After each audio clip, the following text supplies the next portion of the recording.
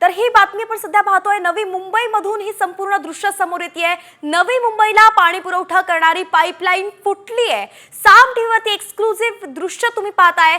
मोरबातून पाणी पुरवठा करणारी पाईपलाईन फुटली आहे आणि हजारो लिटर पाणी सध्या वाया जाताना दिसतंय। अतिशय महत्त्वाची बातमी आपण पाहतोय। नवी मुंबईमध्ये पाणी परिस्थिती यामुळे निर्माण होऊ शकते। पाणी पुरवठा करणारी पाईपलाईन फुटली आहे। आपले प्रतिनिधी सिद्धेश म्हात्रे आपल्या सोबत जोडले गेलेत। सिद्धेश, काय कारण आहे पाईपलाईन फुटली आहे? कशी इथे आता व्यवस्था पुढे केली जाते?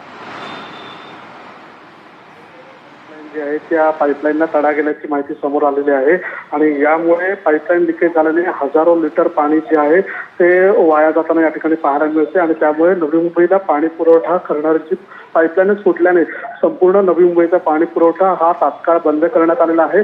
आज संध्याकाळी पाणी पुरवठा होणार नाही आहे। त्याचबरोबर उद्या सकाळी देखील कमी दाबाने पाणी पुरवठा या ठिकाणी करण्यात येणार आहे। त्यामुळे नागरिकांनी पाणी जपून वापरावे अशा प्रकारचं आवाहन जे आहे ते महापालिकेतर्फे करण्यात आलंय। बरं, आणि ही पाणी आपण पाहतोय पाईपलाईन फुटलेली आहे। नेमकं आता इथे पालिकेचे प्रशासनाचे कर्मचारी पोहोचले आहेत का? काय कारवाई केली जाते पुढे? नक्कीच पाणी पुरवठा विभागाचे जे कर्मचारी आहेत नवी मुंबई महानगरपालिकेचे ते या ठिकाणी दाखल झालेले आहेत। पाणीची जो फ्लो आहे तो थांबवण्यात आलेला आहे आणि पूर्णपणे पाणी बंद करण्यात आलेलं आहे आणि त्या ठिकाणी दुरुस्तीचं जे काम आहे ते हाती घेण्यात आलेलं आहे आणि युद्ध पातळीवरती दुरुस्तीचं काम त्या ठिकाणी करण्यात येत आहे। धन्यवाद सिद्धेश, सविस्तर अपडेट आपण दिली आहे। याची अपडेट आपल्याकडून घेत राहा।